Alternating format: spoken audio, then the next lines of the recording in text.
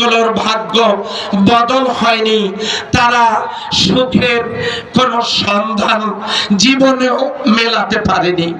আজকে আপনজনদেরকে, প্রিয়জনদেরকে ছেড়ে, প্রিয়তমা স্ত্রীকে ছেড়ে, দুগ্ধপোষ্য শিশুকে ছেড়ে শ্রমিকেরা একটুখানি রুজি রিজিকের সন্ধানে বিভিন্ন জায়গায়, বিভিন্ন শিল্প কলকারখানায় তারা কাজ করে দিনাতিপাত করছেন। যাদের সুখ তো দূরের কথা, তাদের দুঃখের কোনো সীমা নেই, পরিসীমা নেই। স্বল্প বেতনে তারা ধুকে ধুকে মরছে। অসুস্থ হলেও তাদের কপালে একটুখানি ছুটিও জোটে না। শুধু কি তাই, তারা যে বছরে দুবার ঈদে বাড়ি যাবে, মাত্র 500 টাকা ভাড়া তাদের কাছ থেকে 2000 টাকা করে নিয়ে তাদের উপর জুলুম নির্যাতন বোঝা চাপিয়ে দেয়া হয়। শুধু কি তাই, তাদের ঈদ বোনাসের যত টাকা, যতটুকু টাকা তাদেরকে দেওয়া হয়, এই টাকা তারা ঘরে নিয়ে যেতে পারে না।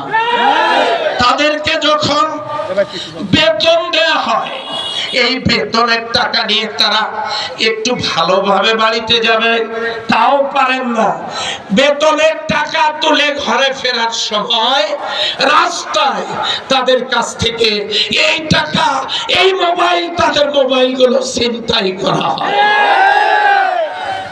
এই গায়ে ঘাম ছড়ানো কষ্ট করা মানুষগুলোর দিকে যেন তাকাবার মতো কেউ নেই। হায়রে সমাজ, যাদের গায়ের ঘামে, যাদের শ্রমের টাকায় এই সমাজের মানুষগুলো বিলাসবহুল জীবন যাপন করে, যাদের রক্ত আর ঘামে, তাদেরকে নিয়ে কেউ যেন ভাবে না। আমি গাজীপুরে এসে শুনলাম মাত্র অল্প কয়েকদিন আগে অসুস্থতার কারণে এক বোন ছুটি চেয়েছিলেন, কিন্তু ছুটি পাননি।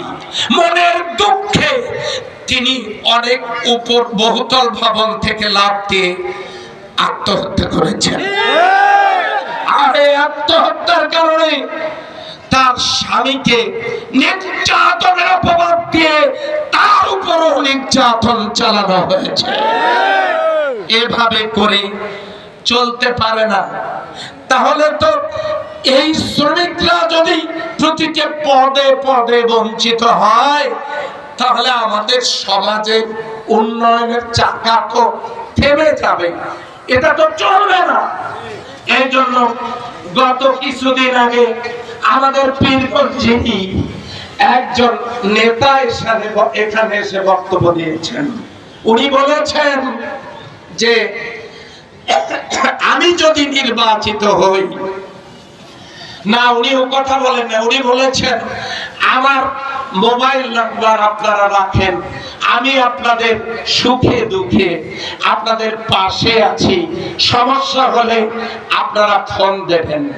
আপনি যে এই বক্তব্যটা দিয়েছেন ভাই, আমি আপনাদের কাছে জিজ্ঞাসা করি, তারাও তো 4 বার ক্ষমতায় ছিলেন, তারা কি পারতেন না ওই অঞ্চলে একটা গার্মেন্টস করতে, একটা ইপিজিট করতে, কারখানা করতে, যেখানে আমার এলাকার শ্রমজীবী মানুষেরা এই মশার কামড়ে ডেঙ্গুর